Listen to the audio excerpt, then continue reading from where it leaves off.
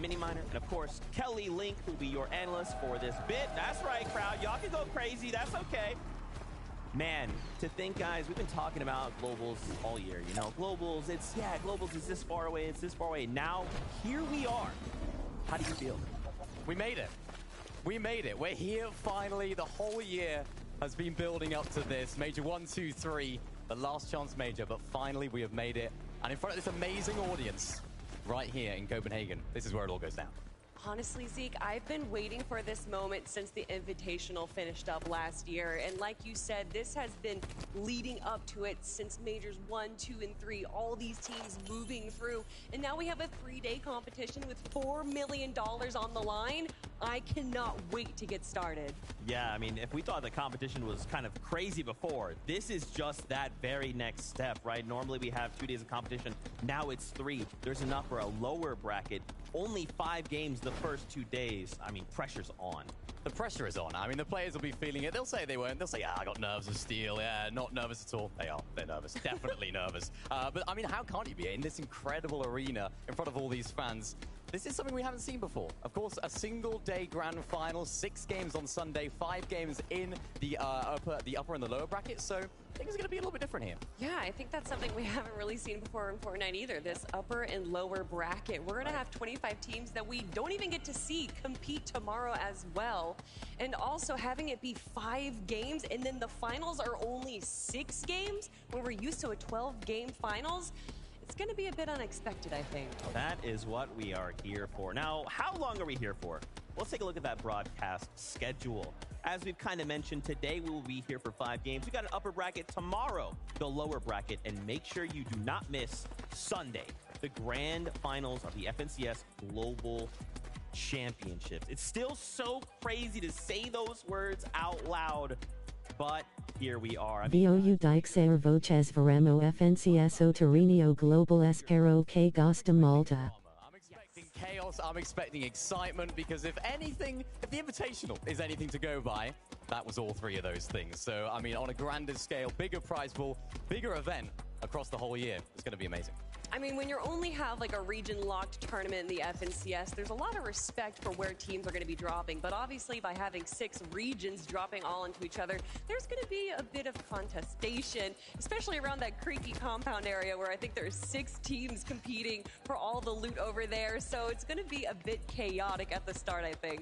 I can't wait to get into all of that and more. But first, it's not just us calling all the action. Why don't we do a little tour of the arena? There's so many people that are all involved in making this happen. Why don't we give a warm welcome to your casters? Thank you so much, Zeke. It's Monster Defense here on the Best Taco, of course. The place is starting to fill up, and these are not jitters, it's excitement. As, of course, we're all here brought together for the upper bracket where the top 25 duos will be moving on. I'm just so happy to be here. I mean, you can already feel that little bit of tension in the air, but the energy is so alive inside the venue, and knowing that we are going to be witnessing gameplay from some of the strongest 50 duos, essentially, from their respective regions, because of the fact it wasn't by any sort of circumstance or last-minute changes. No, Majors 1, 2, and 3, that's what dictated today's upper bracket. That's right, and we've had so much time throughout the week to actually touch base with the players, and I must say, there isn't a shred of doubt. Every single opponent that or competitor I've talked to about their opponents have said they feel like they are pushing their way through the top 25. It really shows you how the utmost of confidence is just exuberating out of the players here to be. So as they start to take the stage later, I mean, there really are going to be some true upsets. But I know who's really happy right now. It's Frankie down on the floor. You're absolutely right. I am so excited to be here at the Royal Arena in Copenhagen, surrounded by so many fans who've turned out early on a Friday to support their favorite players. I've met Mr. Savage fans, I've met Thomas fans, I've met Queasy and Vino fans. Everyone here has got a favorite duo, and everyone here absolutely loves Fortnite.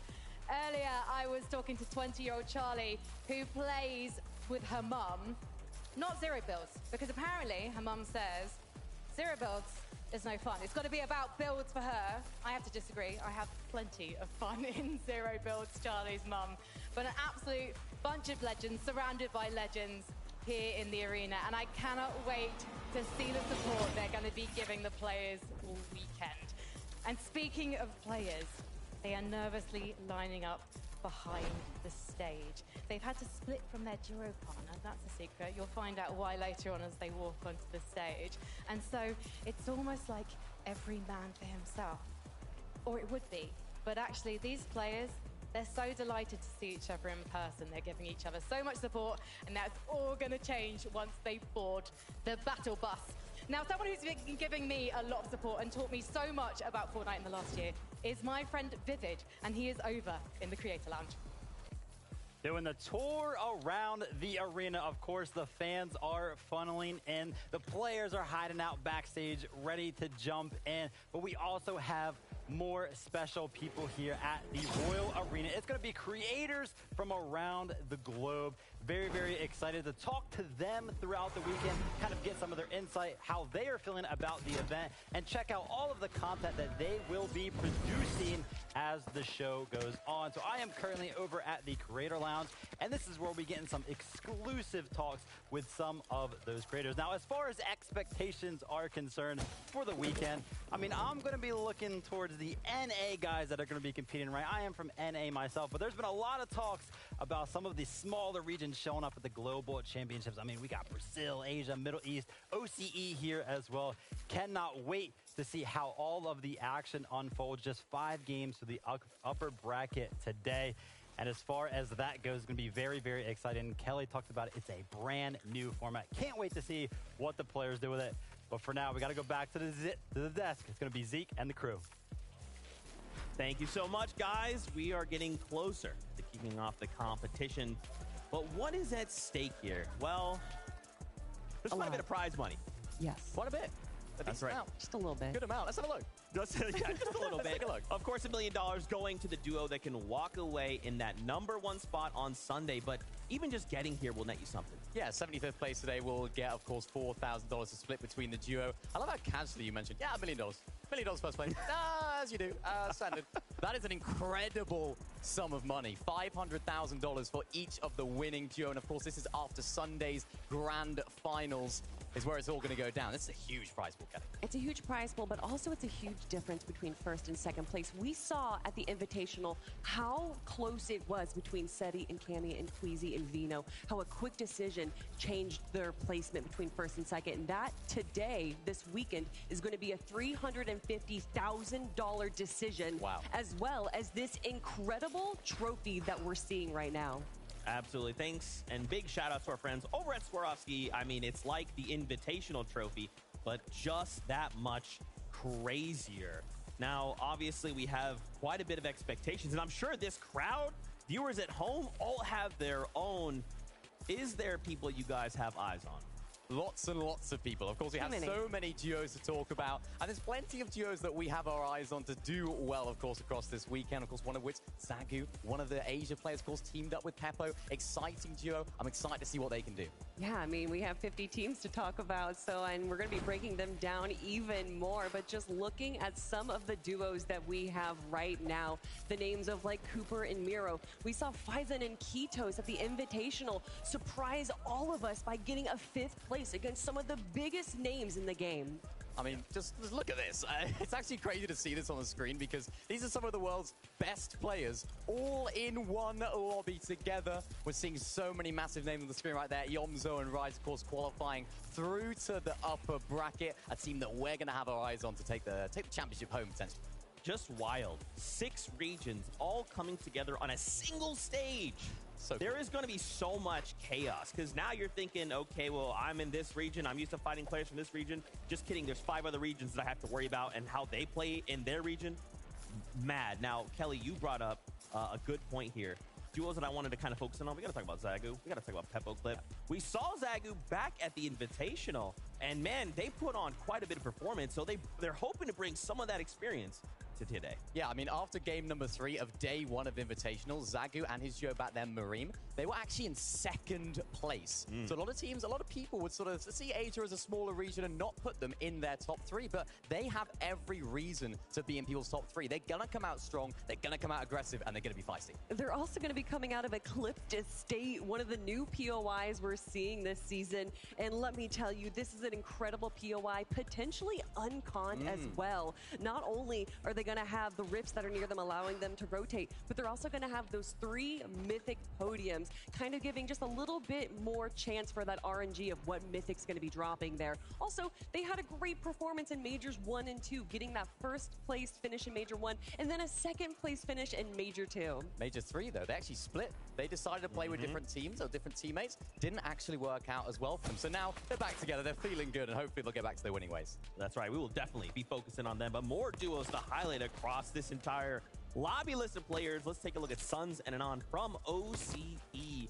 What can you tell me about these guys? These guys are the back-to-back Major 1 and Major 2 Grand Final winners. Coming from OCE, as you mentioned, they are a fantastic duo. They're one of only 3 duos that actually go back-to-back, winning each different major. So I'm excited to see what they can do today. A little stat from both of those winning majors. In all 24 games that they played of those Grand Finals, they only failed to pick up an elimination in 1 of those games. So expect some electric gameplay from them. Expect some aggression for sure. I love that you're talking about aggression eliminations, because I'm going to talk about placements now, because in Major 2, out of the 12 games they played, in 11 of them, they placed top 15, which is just unheard of.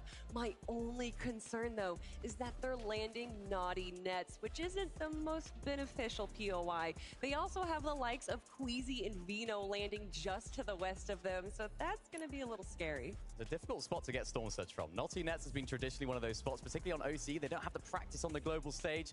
I'm interested to see what they can bring to it today, because they're going to have to pull out a few strategies. For sure. Kelly, you said a duo, Queasy Veno. Why not talk about the other side of that coin? Oh. You know we have to talk about them. Cammy, Seti, right? Your invitational winners.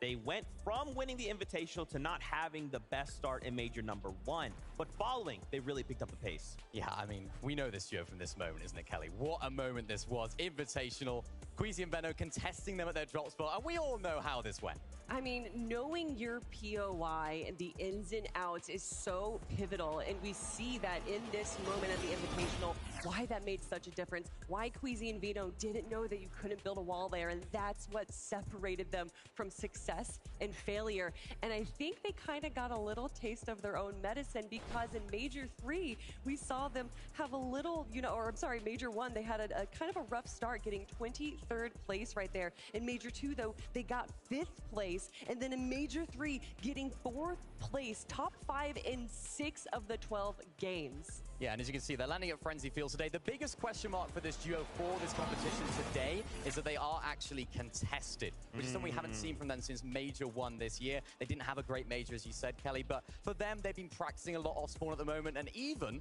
they've actually been practicing their drops in Duo Cash Cups at Kenjutsu Crossing. Who lands at Kenjutsu Crossing? It's Queasy and Veno. Oh, yeah, so I wonder why they could be practicing their drop at not their drop spot. Probably no reason. There's probably no way that matters in any way, shape, or form. It's probably going to happen, at least we hope, even just a single time. Now, the beauty of being here in this setting is that we have the players standing by. We can actually talk with them. And who better to do that than none other than Frankie, who is standing by right here, right now, with none other than the man himself, Seti. Yes, I am. I'm very excited. To be honest, I'm quite nervous, and he is cool as a cucumber, because this man is no stranger to success at an international LAN. Seti, is this bringing back memories of the Invitational? This is definitely bringing back many memories, and we're here to make some more. Was that the best moment of your life, lifting the trophy in Rally? Yeah, 100%, and I'm ready to make another one. How do you top that, though? I guess we'll have to see. So tell me about this year, because it feels like you guys have been on an upwards trajectory, and you've had to adapt your playstyle from just being low ground to sometimes actually challenging for high ground. What's that been like? It's been great. It's been great adapting, because now we can play low ground, mid ground, and high ground, so just great combination. What about aggression? Because you're not necessarily a team that does go for eliminations. You do like to make the end game. Do you think that's going to be difficult for you to rack up those all-important points here? I don't think it's going to be difficult at all. We're going to make end game, we're going to make some eliminations, win some games, and that's it. Are there going to be any interesting off-spawn battles coming your way? Oh yeah, obviously. And what will happen if people do drop you? Just be prepared. I can't wait to see it. I imagine you and Cami will be incredibly prepared. Thank you so much, Seti. Polska Gorum. Polska Gorum! Thank you so much, Frankie. And of course, Seti, you can see the focus in his eyes. He is looking to prove something. Could they be the ones to get the back-to-back from Invitational all the way up to Global Champions? I think if you ask a lot of people, they would say yes. I mean, the type of players that they are, the way that they are, their sort of mindset towards the game, very, very cool. You saw it in that interview. Very, very cool. Very, very calm and collected. It's a duo you got to look out for. Without a doubt. Absolutely. Well, let's keep this ball rolling because we know we want games. Let's talk about the format. What does this look like? So we kind of talked about it. We have an upper bracket, a lower bracket, but let's break that down. So today and tomorrow we have 5 games lined up. Then the top 25 from today will go straight to day 3 in the grand finals. The players that in that bottom 25 will go to day number 2, where players from the last chance major are waiting. Then in day 2, that lower bracket, the top 25 from there, will move on to day number 3. That will give us the top 50 best duos from around the world. Yeah, this is going to be very, very exciting. I mean, this is something that we haven't seen too much before. I think a lot of players might be thinking, oh, you know what, day number 1, upper bracket, it's just a good sort of day to have an extra one in the bank, right? You might see day number 2 as kind of like a backup in case things don't go well on day 1, but no. You want to get rid of that mindset. Make sure you do it now. Make sure you're qualifying right here because you want to get it done early. You don't want to leave it till tomorrow. Especially because all of these duos have been preparing for this day. In day 2, it's 25 new duos that they'll be facing against with drop spots that they aren't too sure of. So that is definitely going to throw a wrench in some things. And also, a lot of these duos are used to having a day 2 to kind of prepare and research, but they're not really getting a 12-game series here.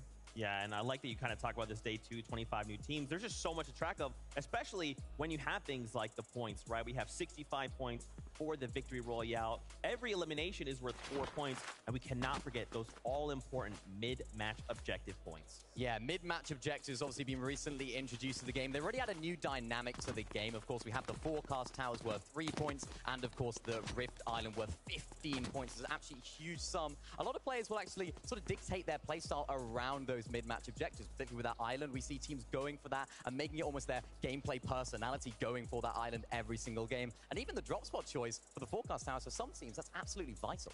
Yeah, and it's not just the points they're going for. The Forecast Tower gives you forecast. It is an absolutely incredible thing to have in the game, knowing where every zone is going to be, getting those early rotations, putting yourself in a high advantage position and grabbing those Storm Surge tags. I can't wait to see how these teams utilize it.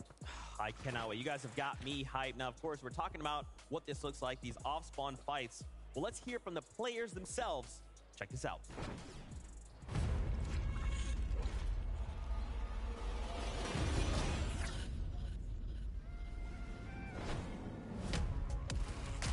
Being contested just means that at the spot you land, you have another team with you. It's kind of like 50% of chance that you survive. You need to be lucky, get the right guns, get in the right position. If you want to have good loot, you're going to have to fight for a spot. Often it's seen to be a bad thing, but sometimes it can be good as well.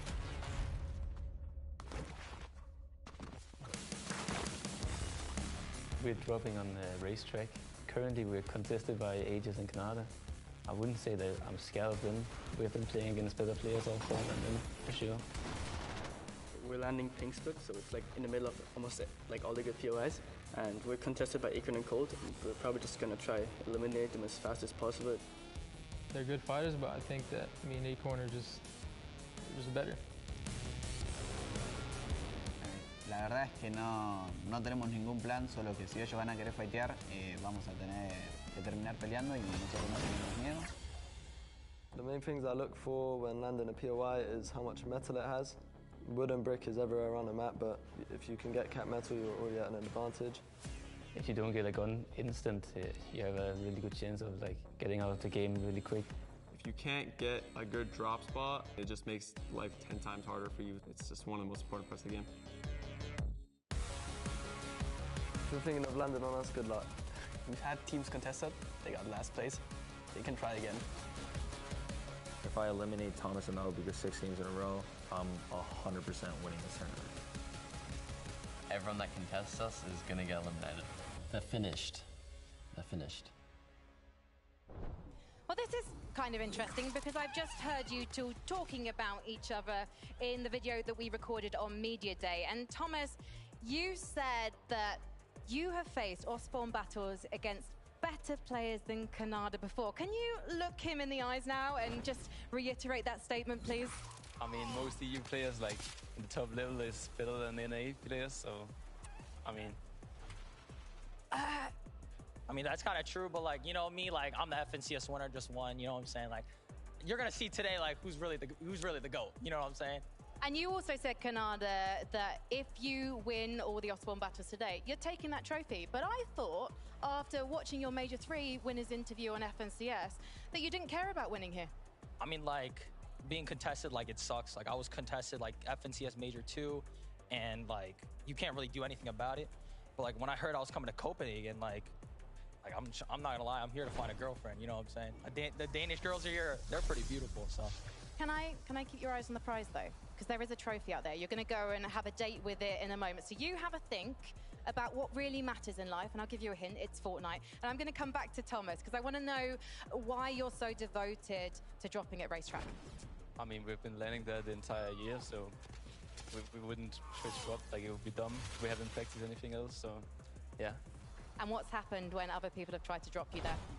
I mean, it's been ups and downs, but we're trying to, like, learn how to play it the best. But yeah. You don't want to just learn how to play it the best, though. You want to play it the best, especially if this guy is coming at you all aggressive and American-like. What do you think you'll have to do, though, if the battles don't go your way? Are you going to agree to just split the POI, or is it just going to always be all-out aggression? It's going to be 50-50 on the slope truck every game. So, I mean, Canada haven't touched the game for 4 days, so... I played this morning for like 2-3 hours. I'm feeling good. My finger's looking good, so I'm looking good. And just one more question. How long did you play this morning? I didn't play this morning, but I played like all week, so yeah. He's fresh, he's warmed up, and I'm excited. Let's head back to the desk. Canada, always the jokester that he is. This is an off-spawn fight we will be seeing happen at the racetrack. Obviously, Canada, coming off a recent win, does hold the axe of champions, going up against Thomas HD, someone who has yet to get a win. What can we expect from this head-to-head fight? This head-to-head is going to be very, very exciting. I mean, we've seen Malabuka and Thomas HD. They're actually contested in Major 2 by Tus and Putrick, and they actually still managed to get a 3rd place. They were kind of half-splitting the POI at that stage, so I think they might sort of do the same maybe if it's on day 2, but day 1, they still have tomorrow to go. I think it's going to be all out 50-50, as they mentioned. They've got to go for it. Yeah, and it's a little bit of a different story for Canada and Agers, who, when they were contested in Major 2, got 12th place, and then when they were unconned, of course, in Major 3, they walked away with their first FNCS win. And a lot of that was due to their loot pathing, being able to quickly loot up the entire racetrack, and then being able to rotate quickly for an early tower to get those surge tags. But I think there's a possibility to split racetrack. There's great metal and brick. It's splittable by the west and eastern side. You have the slurp truck on the west side, and then you have that forecast tower towards the eastern side. So, I mean, they just said it's a 50-50. I do think that once one of them sees how rough it's going to be for them on the drop, that they might try and split it. I mean, I spoke to Malabuka yesterday. I had a little talk with him. I was like, mate, how you feeling about tomorrow? He said, Stuarts, anything can happen. We don't know what's going to go down.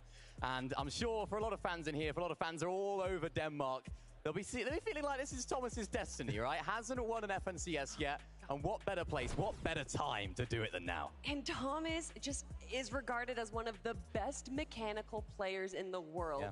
Teamed up with Malabuka, who's regarded as one of just the best players in the world. I cannot wait to see this duo go up against Canada and Agers. Let's keep this conversation going. We have to talk about more duos. Relentless Retreat, Cal Gamer up against King.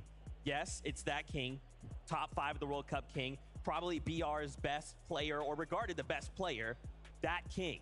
Yeah, 100%. I mean, this is Relentless Retreat anything can go down, Kelly. This is where it all happens. We've seen different playstyles from these guys throughout this season. Of course, Cal Gamer seemingly getting it unconned in Middle East. Everyone in Middle East is just feeling like, you know what? Yeah, let's just let him have it. He's the king of this area. But King himself has been actually contested by another duo throughout all the Cash Cups, and they don't seem to be fighting. They seem to just sort of be splitting the POI a little bit. So I'm interested to see how this dynamic works between them both. I like that you're talking about the dynamic differences that we see, because both of these duos here also have a lot of similarities. Both of them back-to-back champions in Major 2 and Major 3 for their respective regions. But I love that you talk about Cal Gamer and how respected he is, because he might be one of the most studious players that we have ever seen in Fortnite, comparable to players from just any region from around the world.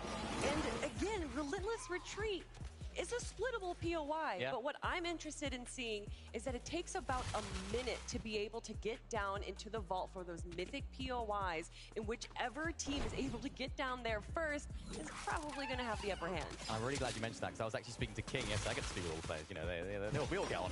But yeah, me and King, we were speaking out. We're actually watching them scrim, and they're actually trying to practice the quickest route to that mythic vault. It shows how much they're going to prioritize that. They're making sure they get there as quickly as possible, because the loot that's in there is absolutely valuable. Well, you've heard our thoughts on it, but why don't we head on over to Frankie, who once again has a head-to-head for us. Take a look. Thank you. Yes, I have been very fortunate to be joined by Cal Gamer, who is the king of the Middle Eastern region, but also King himself, one of our Argentine players who's representing Brazil. And both of these players have won 2 majors alone this year. We're also joined by Daniela, our fabulous translator. So Cal Gamer, I'd love to speak to you first. I know that you are someone who researches your opponents. Have you watched any of King's matches, and do you have any opinions on how he plays? I haven't watched him that much, but I watched a little bit, and I realized how he plays, and he's not very good. So that's why I'm there. And why would you say you're a better player than King? I mean, it's just the facts. You know, he's just not that good. Are you going to put your money where your mouth is later, though? Because you are dropping in the same spot as him on Relentless Retreat. Yes, I don't really want to talk too much. I mean, after a few hours, we're going to play it and see what happens. Shukran, okay. Well, I'll go and talk to King then while you get your thoughts in order, and we'll come over to Daniela as well. King, you are arguably the greatest player in the Brazilian region right now. Tell me why Relentless Retreat, though, is a spot that you're going to win when you drop on it against Cal Gamer later. ¿Cómo vas a hacer el drop spot ahí cuando vas a bajar del bus? ¿Cómo lo vas a... ¿Cuál es tu método? La verdad es que no tenemos ningún método, solo que nosotros tenemos nuestra parte, que es la derecha del spot, así que nada, si ellos van a querer caer ahí, lo van a tener que disputar con nosotros, y nada, ojalá que ganen, que tengan suerte. We don't have like a method that we're gonna do, but we're gonna attack from the right side, and we hope we're gonna win, and we will do because we are the best. Yeah. Cal Gamer has given his opinion on you, but what's your opinion on Cal Gamer? Have you seen him play? La verdad que sí, hemos visto varios games, pero la verdad que no me asusta, ya que bueno, yo estoy confiado junto con mi dúo. Y nada, si van a querer disputar la bóveda, podrían pelear tranquilos, que nada, los esperamos, no tengo miedo. We are waiting for them. We see them playing, and they're not so good like they thought. And I'm sorry, it's Argentinian, so we talk too fast. So he will fight until the end. I'm really looking forward to the fight. Hopefully the end will be in the aim game for both of these players rather than the Relentless Retreat. Thank you so much, Gracias, mucho gracias. And Shukran, thank you so much for talking to me, Cal Gamer. We will see what happens between these two and their duo partners when they drop on Relentless Retreat in just a few short moments. So they can't both be bad. They just have no respect for each other, do they? Like, no, mate, you're not having it. He's bad, no, he's bad. We're both bad. Of course, just some friendly trash talk, right, as we prepare for the global championship. That's kind of, I guess they're both in high spirits. That's kind of where you want to be, right? I think they're just trying to get in each other's head, aren't they, really? That's all it is. Yeah, sure. Kel's like, I don't even want to. You know what? That's fine. Just Yeah, leave so one that'll there. do. That'll do. Guys, we actually have something very special lined up, and we have a remote interview with the man, the myth, the legend himself, my oldest friend in the world, Cypher BK. Cypher, I don't know if you can hear it, but the crowd is going absolutely ham right now. How you doing, man? Yo, I'm doing great. I'm glad to be here for the FNCS Global Championship, even though it's remote. I'm excited to watch a ton of Fortnite this weekend, and I am personally rooting for Clix and Epic Whale. I want to see Clix get his first FNCS championship. That is amazing. Dude, how has it been? Like, obviously, you've been watching, right? We've seen all of these duos just kind of grow and evolve over the year. What are your expectations for the competition? I mean, I want to see a repeat of what happened at the Invitational, just like a super intense, like first and second going head to head in the last match. I think we're going to see something, and we're going to see some early drop fights and whatnot. But yeah, I was there at the Invitational. It was just electric, and I'm hoping we see that again here in Copenhagen. How crazy was it back in Invitational, right? Kind of the first time we'd had a land like that, and now we're back, but the stakes feel so much higher. You talked to a bunch of players. What were they kind of feeling at that time? I mean, everyone is always a little nervous before the tournament, but I think once they're in the battle bus, like, it's game time, and the stakes are really high. I mean, this is like the biggest prize pool since World Cup. Correct me if I'm wrong. Like $1 million for the first place duo. That's a life-changing amount of money. So I think it's going to be intense. It's going to be insane. Yeah, absolutely. And I mean, Cypher, for those of you or them out there that don't know who you are, can you tell us a little bit about who you are? Because I want everyone in the world to know about you. I mean, I am a very big Fortnite fan. I've been playing it since the very beginning. I was honored to be among the Icon series last year, and it's just, I'm still loving this game, and I'm super excited to see what you guys have cooked up for the last couple of months of this year, because it's looking crazy. That's awesome. Cypher, where can all these new fans find you? Cypher PK on pretty much any platform. Awesome, man. Thank you so much for stopping by. We really appreciate it, and we hope you enjoy the competition. Thanks, y'all. Good luck out there. Going crazy. That's right. Y'all can go crazy for Cypher BK. He's a legend.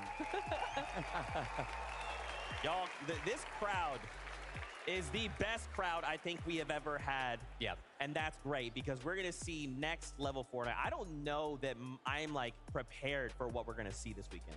I mean, I know the crowd already. I've seen a lot of cheering so far. There's a group over there. I think they're from Gentle Mates from the French region. They've been really hyped, and you can see them over there. There we go. I don't know if you can hear it, but yeah, they're really, really hyped. I'm excited to see all the other regions that are taking part today. All the fans. I'm feeling excited. Listen, I know that the fans in the audience are ready, but I want to know if the players are ready. True.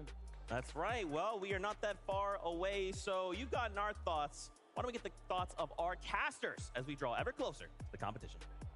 Yeah, I must say, especially after watching the head-to-head interviews there, that I'm feeling so good, and I'm looking forward to, of course, the competition of the contention that we're going to see on the drops. And what I love the most, too, is that it's one thing to know your drop spot, but for all of these representative regions, you have to keep in mind, it's the international competition. It's the global championship. So just knowing your drop isn't good enough, because every region is going to have their own sort of flair for the competitive meta. And it's going to be a really interesting dynamic to see how some of these players choose to break into it, because even at the Invitational, where we last saw some international competition, one thing where I think some of the other regions in general might have struggled with was the surge strategy. So I want to see how well that's been wrapped up to be brought here today. Well, we know a couple teams aren't going to have any surge issues. It's those that, of course, are competing against one another, especially Kanata. Let's just back up here and really touch base about the problems that he's going to face right now. Kanata and Agers are surely, two of NA's best, right? And they have a difficult task in front of them. Thomas HD, Malibuca, right? He's really honing in on the fact that he has been playing all weekend long, and he feels like Kanata's focus isn't quite there. Is that going to be the default? And that's the false sense of security that Kanata's trying to implement into Thomas's brain right there, because at the end of the day, Kanata is a competitor. I mean, he is one of the few players that we have here that's actually got some of the most FNCS appearances. Well, you know what? We've had a long road to get here, and all of a sudden, we are closing in on it. So let's go ahead and dim the lights. Fortnite fam. A year long competition has led us here to Copenhagen. These players have fought through the FNCS gauntlet, 3 FNCS majors and a last chance major, all to battle it out here on this stage. These players have put everything into this competition. 6 regions, all going head-to-head to prove who's the best. But it's about so much more than just that. It's about holding the axe of champions high. It's about hoisting a championship trophy, banking their share of $4 million. But above all else, it's about a title that comes with the highest prestige, FNCS Global Champions. After this weekend, one duo will break through and stand undeniably above the rest. So get ready. This is the FNCS Global Championship.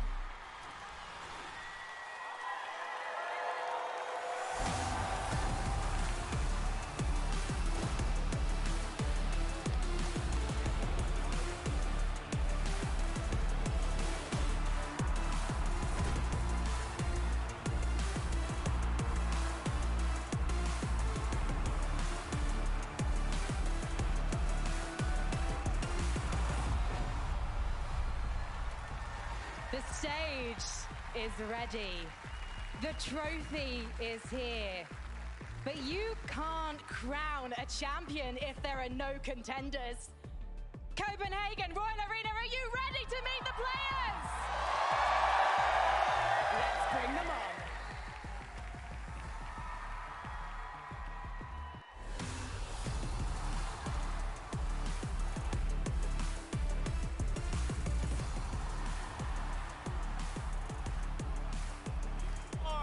They're gonna come to the stage right now, and of course, most importantly, it's the battle that they had to fight through to be here.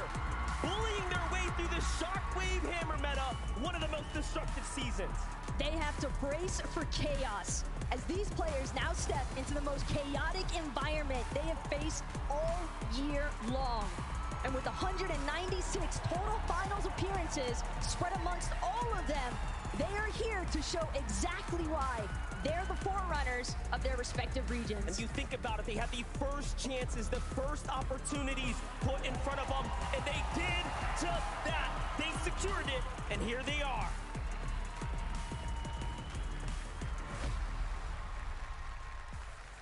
Let's go, Copenhagen. Y'all went absolutely crazy for the players. That is what we are here for. We don't have this competition without them, so y'all definitely feel free to lose it when you guys see them come out on the stage. My gosh, that is just the qualifiers from Major number 1. There's so many big names. Thomas HD, though, Malibuca. That's we have eyes on. Yeah, well, I mean, I heard a massive cheer. Yeah. And we're hearing it right now. I wonder why. I wonder who they're cheering for. Is it Thomas HD? Yeah, I think it might well be, because he is the Danish man himself. What a perfect player when you think about all of his attributes. So smart. His aim is next level. And of course, paired up with Malabuka. This is a dangerous duo. Only bad thing, contested today. But they have so much skill in this duo that they should be able to overcome the problem. We've seen sometimes being contested can be a little bit beneficial. True, And we sure. saw them have an incredible performance in Major 1, getting second place and only losing by just a single point. They are the best team to have never won an FNCS, but I think that they may be changing that this weekend. That would be so crazy, right? No FNCS title, but a global championship title? That would be next level. We talked about EU. How about we gone over to NA, Acorn, and Cold? I feel like so many players and fans alike talked about this duel when they won, saying this is probably one of the best duels in NA, period. Yeah, there was a lot of hype around this duo when they performed in Major number 1, of course, coming out with a great performance. I like this duo. You sort of combine a really, really big brain IGL in Acorn and arguably one of the best fraggers in NA in Cold. This kid is crazy, and I'm expecting him to bring that dynamic. You can see them on the screen right now. They're looking happy, they're looking excited, and they should be because they're a top team. And we saw what Cold can do on a LAN setting at the Invitational, getting a 3rd place finish with his old duo mate Scented. And I mean, their placements outside of Major 1 was 6 in both Major 2 and Major 3. So even when they're doing their worst, it is still so vastly better than most of the competition. Now, of course, that was a look at just the qualified players for Major number 1. We have 2 more to go. So please give a warm welcome for your qualified players from Major number 2. The Kinetic Blade was the season. It was also the problem that they had to learn how to overcome, learn how to make theirs, and perform to the best of their capabilities because, my oh my, what a destructive time it was. They really had to slice their way through the competition to qualify for globals. But more impressive still is the sheer amount of experience that this particular group of contenders carries with them. Considering 18 out of 24 of them have played on a LAN stage here before. Can you imagine having that experience, bundling it all up and then putting it out right here in front of you, where there is your chance to make the bulk of $4 million. We know who you're looking at. I know who I'm looking at. But most importantly, can they step up? Can they perform here now? As the times and options are limited. There's only 5 games. I mean, if that was it, right? If that was just the let's go, everyone's here, let's hit play, I believe that's a grand finals lobby. There's still more seats to be filled, but as we focus in on the qualifiers for Major number 2, Queasy, Benno. This stadium went crazy when they walked by that trophy. Some would say these are the villains of this arc, right? These are the guys that went up against Seti and Cammy and fell short. Now they want to come back. They want to come back even stronger than a year ago. Yeah, definitely one of the best teams in EU. I think that's without doubt number 1, number 2, number 3, one of those 3, because these guys are absolutely incredible. We saw in Major number 2, 12 game grand finals, 6 victory royales. I don't understand how that's even possible. And then arguably the biggest upset when of course they didn't qualify to Major 3 grand finals. How does that affect their mentality going to this? Is this now a bit of a redemption for them? Not winning an invitational, not making Major 3 grand finals. What a better time to do it. Listen, the whole adage, you know, fool me once, shame on me, fool me twice, or shame on you, or whatever. It may be something like that. I'm not good at those. They changed their drop spot at the Invitational, and it potentially cost them that 1st place spot. And then in Major 3, they changed their drop spot again and didn't even qual. So I think that they're going to be sticking to their guns and going Kenjutsu Crossing and potentially going to be coming out on top in day 1. There are so many big names. We have to continue the conversation.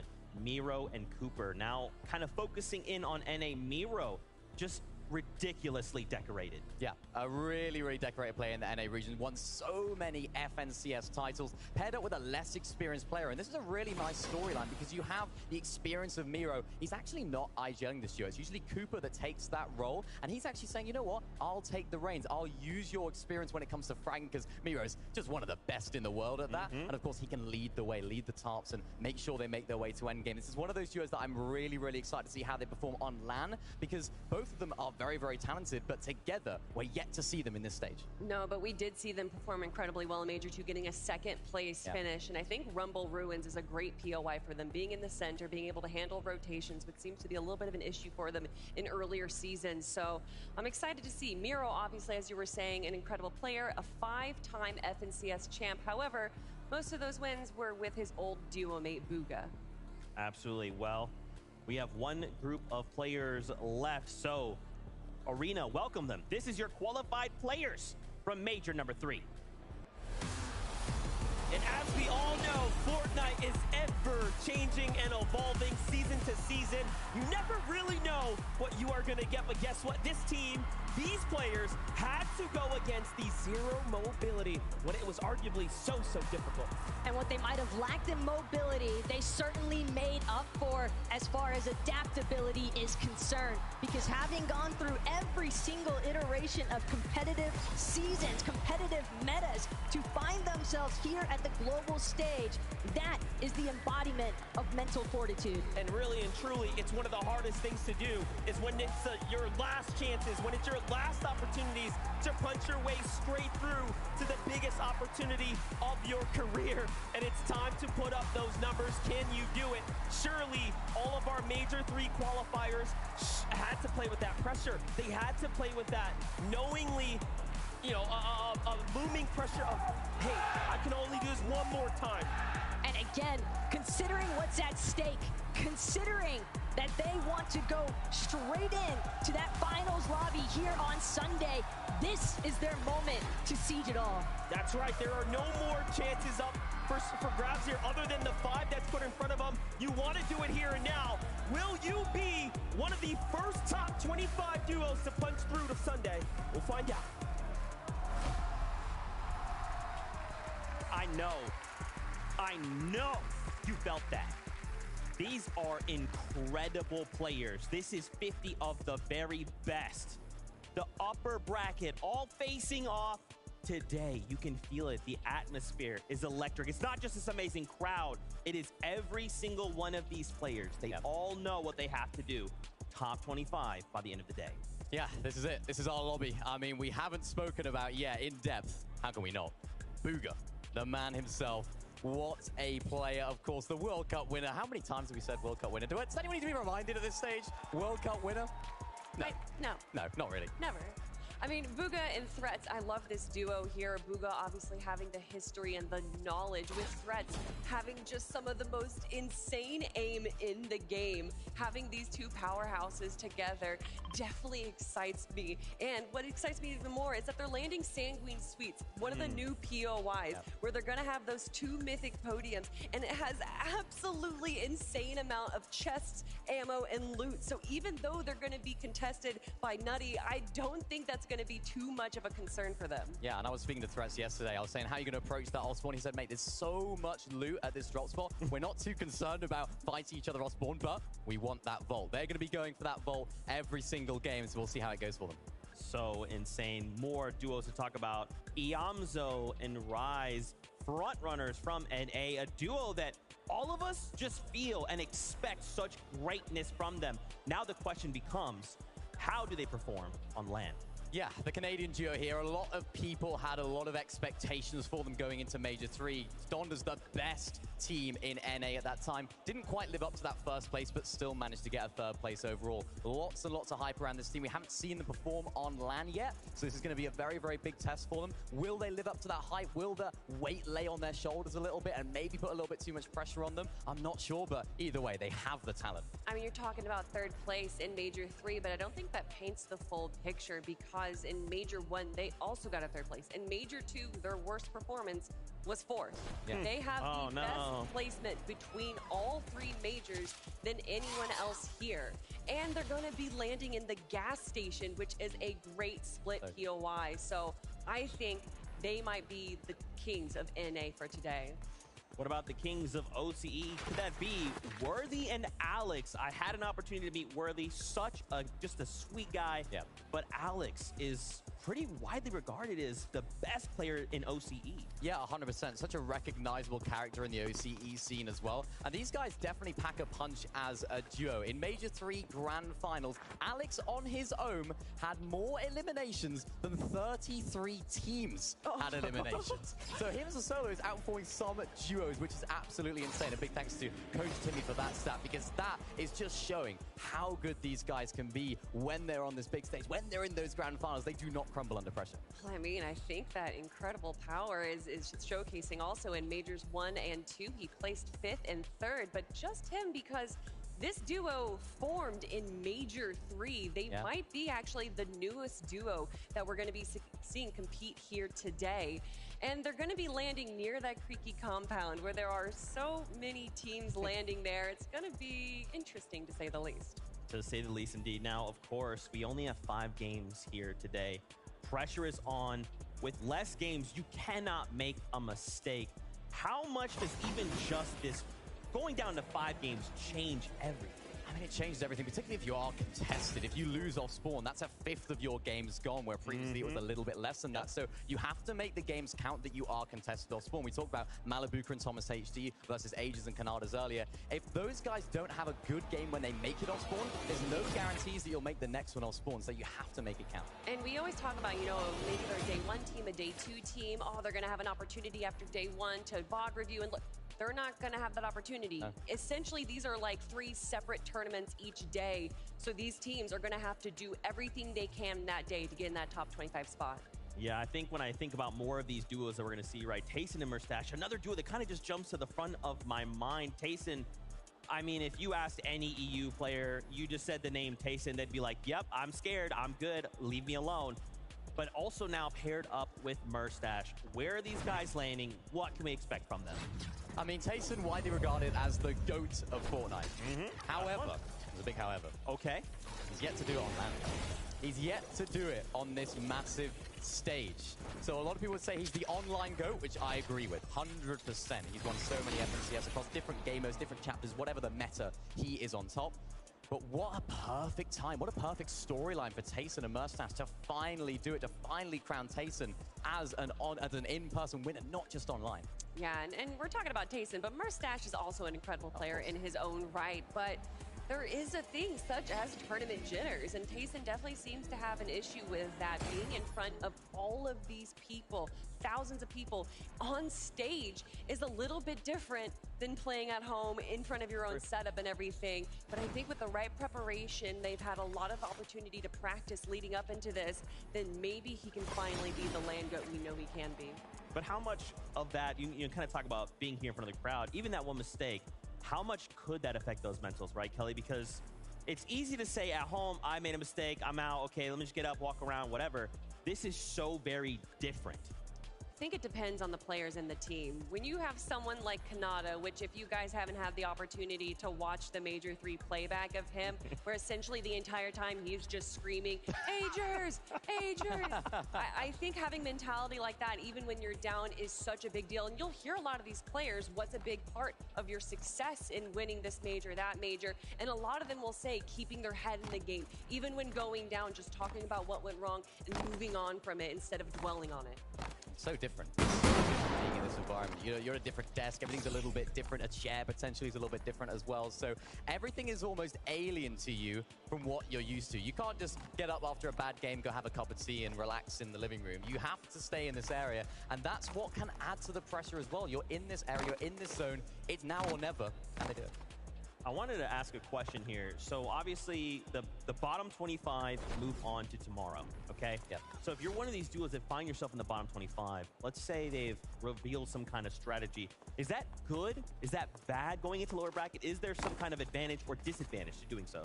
As I said earlier, I don't think you should be aiming or hoping that you get in the lower bracket. It's not something that you want. You want to be getting into the grand finals today, now. But if you do end up finding yourself in there, things could definitely change. I think tonight's going to be a very important night for these teams that are going to find themselves in that lower bracket, because there will be 25. And I think that's going to play a big part, because then they'll start to figure out where are we going to be dropping, where's our loot path going to go. We don't know. I'm getting word. It's time. Now, as we prepare for this first game, you guys find your seats on the battle bus. I want to hear from our casters to prep us before game number 1. Thank you so very much, Zeke. And yeah, find your seat on the battle bus. Find your seat in the arena here, because we are looking at a very contentious drop map. I know we focused in on a couple of those, head-to-head face-offs, but there are so many more battles happening today. I think one perfect example we were just discussing was the whole Vico Pink. But hold that thought, because the battle bus has gone off, and we're ready to roll into game 1.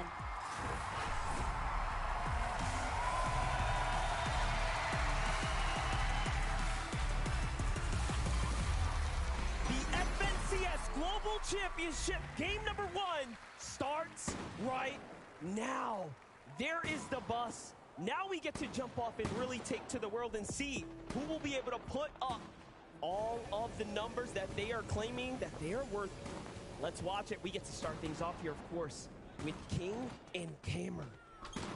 And keep in mind, we heard a little bit in the pre-game interviews, King, CalGamer, neither side particularly scared of the other. Both playing his best, but Thomas, he's taking the 50-50. It's Kanata, though, who's going to find the first down. But it's a trade.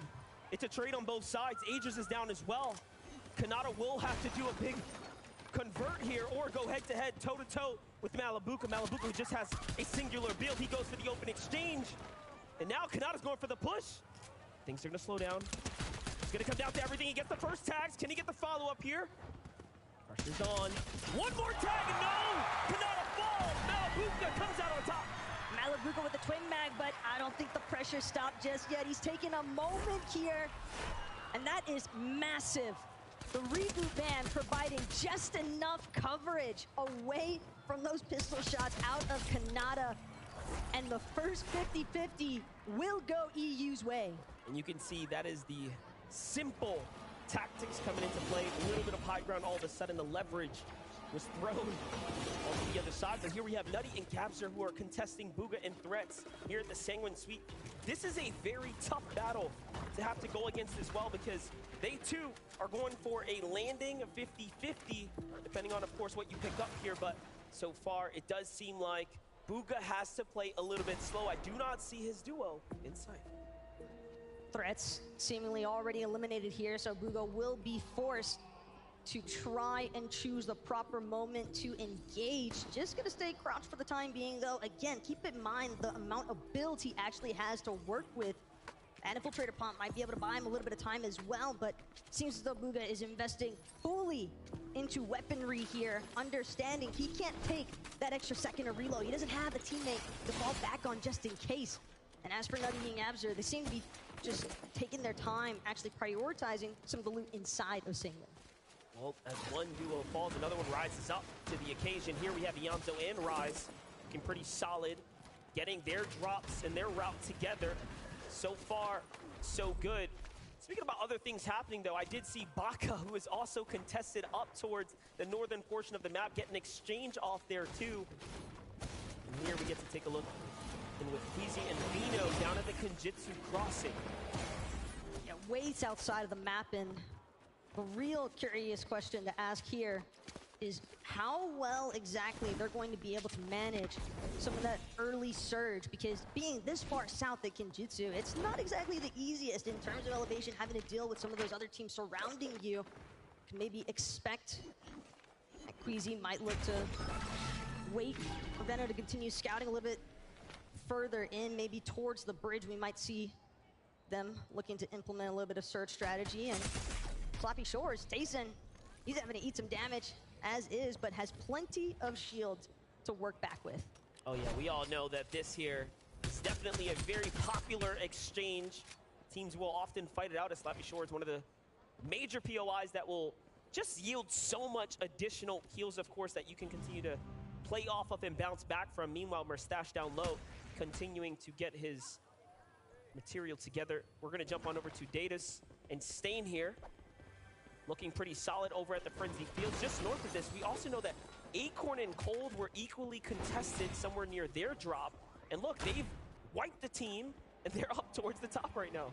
You also have to keep in mind, though, Datus and Stain, guess who they're near at Frenzy? I mean, that's bound to be Seti and Cammy's turf. That's where Seti and Cammy have been establishing themselves. the entire year just about. So curious to see whether or not those two will clash. It seems as though SETI has already been eliminated, and that's true. The fact that Stain and Datas were able to take care of them this early on is huge. Yup, big trades happening here. Now we see Yuma getting tags in the distance too. Surge, of course, is going to be one of the equally most important things to worry about. Meanwhile, in the feed, Acorn has found himself an elimination too. These are all of the contested battles happening here. The drop map standing true exactly as we expected. Teams that were aware of teams that were going to land on them are definitely fighting for it. And you can imagine the confidence boost, the momentum that some of these teams engaging in those 50-50s are bound to be looking for. And the best part about it is getting those eliminations so early on leaves you plenty of room to actually continue working on their pre-planned loop pathing. Not having to really worry about interference towards some of those rotations can make a big difference in positioning later on. We'll talk about Acorn and Cole. Take a look here as they're moving out. They picked up their elimination. They're trying to see if they can single out the solo remaining, but nothing just yet. So not really getting greedy with the opportunity put in front of them, but instead banking that elimination. Remember, this is just 5 games, right? Only 5 games. You pop off in game number 1, and all of a sudden you're really set up for a potential just seal top 25 for today, right? The goal is get to grand finals. You just think about the amount of sheer splashes that Acorn just had available for himself. 12 slash splashes to work with is a huge amount. They can definitely take their time in terms of finding those ideal movements in case they need a little bit of that slap effect to work with. Thoric, meanwhile, continuing to seek out a chest that might be left over, splitting there with bolts. Seems to have an idea of maybe looking over towards one of these forecast towers, maybe also keeping an eye out for that reboot van in the distance as well, for anybody that gets some ideas early on. Forecast tower is definitely extremely powerful. It's going to be one of the best pickups you can play for in the distance, though. Sun's also not making it easy for anyone rotating through the valleys here. Now we have Fastroki and Kylie down at the western, southernmost area of the map here, split up from his teammate, looking to hold out a potential King, maybe rotating down at the bottom. It could be Cal Gamer there, but no, it is King in duo. And they have danger nearby. They've already exchanged between the two. You can see the passive standoff here, but these are fights that are so important. These are fights that you need to, at the very least, entertain for now. And as far as Kylie is concerned as well, a little bit of leverage there over King with some of that height, but seems as though King has spotted out that Kylie is just a little bit across the way from him. But transitioning back over to Pink and Vico. A lot of these players just seeming to take their time. As long as you have a twin mag assault rifle, it just doesn't really seem as though there's too much pressure to activate some surge strategies early on, but Pink here really sitting on some of the augments that he's gonna choose to actually prioritize. Rolled up, looks like we got a little bit of a standoff here on the rotation on in. Hero and triple FHD. Pretty tough situation to be in. Tagged up here, forced to go ahead and bunker down, save for a second here. It's Ritual and Reet who have a bit of a high ground position here, looking down. Very nice spot to be in. Meanwhile, Giras and Shari also nearby, getting the pressure of the lobby here. Ritual and Reet can determine any team that they want to put the pressure on, and others are going to look inwards to see if they can jump in on it. Barely hanging on right now, just inside the edge of this zone. And the way that it's breaking out for them just does not seem to be all that favorable. Just like for Snazy and Podesai, under quite a bit of pressure here. Snazy's gonna have to take some time now to actually try and regen some of that white HP, some of that shield as well. Not sure if he even has any members to work with, but Podesai, he's scouting the area, making sure that they're both still aware of what exactly is surrounding them just outside of Rumble Ruins. They're looking here, the community rallying for Podesai here. But a very tough spot to be in halfway through the materials, but hold up. We get back to the fight here. Bak and Pars already had 2 eliminations, and another team is looking to influence them a little bit more as they were trying to get to the new safety. This next zone here, just a minute left before it starts to move again. They're in a pretty difficult spot here, digging deep into the trenches right now. This NK Papa is holding it down here. But again, this is a fight that you're expending time, you're expending some resources and build outside of the zone for both of these players, both these teams. Well, I say teams, but Papa left as a solo to fend for himself. Trapped at brutal fashion, essentially. It does not seem as though Pars and Baka want to let MK Papa go anytime soon. MK Papa already under too much pressure to deal with. Sharptooth just enough to take him out. An easy elimination in the 2 versus 1 scenario. But again, they're all the way at brutal. They still have to rotate into zone. I just want to say, Pars was putting up a front in the back there, talking, hey man, you know, not too sure about the time zones. He's acting like he wasn't quite sharp and aware, but no, they are leading in eliminations right now, possibly picking out the competitors here today. So far, so good. Meanwhile, TWIS, QNDX, and Rapid already on the move here, trying to get situated. Queasy and Vino. Queasy actually hit the sniper shot to open this one up alongside Vino. Vino really set themselves up for success, so Surge looking well, but not good enough to really conclude the battle, so they're just going to move on over. But for Queasy and Vino, I mean, they'd be surely excited to see Cammy and Seti not make it. I mean, they have to be at this point, given that they're still in. They're still able to continue trying to accrue some points on the leaderboards. I know, taking his time right now with that suppressed sniper, seeing if he has an opportunity here, but instead, no, it's gonna be off in the distance. Trulix and Chicha have caught wind of Queasy and Veno on top of this hill, and that's not the surprise party that Veno was hoping for. Yeah, let's not forget, Chicho and Trulix were definitely under some pressure here. So they're not sitting the prettiest when it comes down to overall material, but all in all, they do have the great positioning here on the top of this mountain. Yep, Queasy's gonna go in and get on out of there. Picking up augments now as well, really trying to round out his advantage where possible. They're just gonna have to rotate to greener pastures. Giving Queasy's loadout as well. That first assault definitely gonna come in handy when you've got a gold twin mag. Bonus damage, always a plus on that first shot. And the same thing as well for the first shotgun augment that he had rocking there with that gold Sharptooth. So can definitely expect him, or expect that there's a reason why him and Veno are looking to try and find those bamboozle opportunities. Not too surprising though to see teams still trying to collect as much brick as possible here. Karmi and Vanyak definitely wanting to acquire just a few more builds, but understanding the fact that with some of these teams starting to trickle in as zone continues to pull just further towards that mega city area, they're gonna have to be careful of the teams rotating from above them. Yeah, and there are a couple late stragglers looking to make their way to the new zone. Meanwhile, Sphinx and Boyo sitting right above the Acorn and Cold here. Like the positioning so far. No reason to do anything too hasty just yet. Meanwhile, on the feed, Miro's taking his own damage to himself, possibly taking some fall damage, possibly being deep in the zone here, falling on a late rotate. Could be troubles on the horizon here.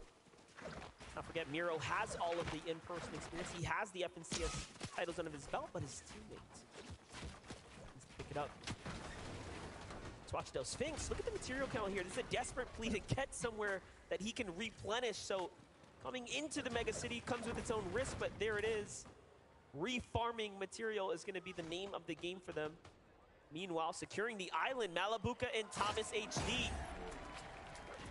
A huge, huge gain here if you, of course, can secure this.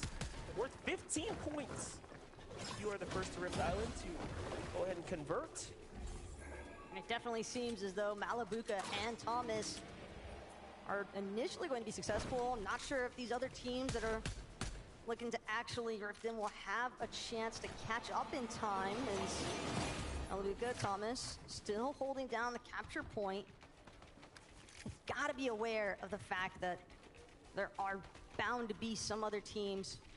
Maybe if they can't get the capture point, might still be looking for the vault that remains, but that is a free 15 points there for Malabuka and Thomas. And the teams rotating from the underside, they've got to be careful now because that's some good loot for Malabuka and Thomas. Another way to look at that, Baka has 3 elims. They scored more points than those 3 eliminations are worth in just a matter of 15 or so seconds. Very, very great way to put yourself into a Sunday position. And now we watch some of Brazil's best Kitos and PH Zin versus Baka and Pars here. Man, Baka and Pars has not had an easy way to the safe zone so far. I wouldn't be surprised if Storm Sickness turns on at this point for them. But when you think about it, they're nearly 600 above the damage threshold to be that far up on Surge and yet still in a less than favorable position here. Is there a possibility that they may have spent too much time looking for some of those early fights and that might have delayed them just long enough? Yeah, well, listen, we got to get caught up with the in-game and the mid-game, so let's go to 11. Thank you very much, Monster. Look, there are so many high-profile battles we've been watching all across the map. But one that we need to pay attention to, the Invitational champions, Cammy and Seti, went down early against Datus and Stain, and it was a fight we knew could happen, but many people didn't actually expect it to go down how it did. Datus and Stain wiped Cammy and Seti off spawn, and now they're conceding throughout the game, and it's going to be a big question mark for whether or not Cammy and Seti can bounce back, and how are Datus and Stain going to use this opportunity? How many more times can they continue to beat these guys off spawn? I had the chance to speak to Datus and Stain yesterday, and even though they don't speak English, I tried my best, and they were there practicing their drops. They said they were ready, they said they had the better drops, and they were going to beat Cammy and Seti 5 out of 5. What a bold statement to make. Thank you, Levin, for the insights there and the valuable insight of being able to really hear from their perspectives. But oh, we have Bugha. Oh, big tags coming in for Bugha. He doesn't have a teammate either. Threat's already down for the count here. He's below the surge. He's gonna have to do more here, Taco. Bugha just looking so isolated right now. Bing and Gun just really taking their time to see whether or not they want to try and finalize on an elimination onto Bugha. Bugha definitely aware, definitely closing in, sees that brief moment of separation there between Gun and Ping and feels as though it might be his opportunity to strike, but Gun being certainly aware of the fact that they're going to have Bugha trailing in behind them, and Bugha, he's trying to take shots where he can. Gun having some difficulties getting those builds up behind him. That's going to put them in a really rough position as both of these teams struggling to make it into zone. For a second there, I thought he got the knock there. Close. Would have been a huge come up for him, but now he does have to move in. So just 97 above, he will recognize that, of course, he has to continue to fight and push his way through this. Meanwhile, Hodesai finds an elimination onto Kitos. And other trades happening there too. 7-man finding an elimination.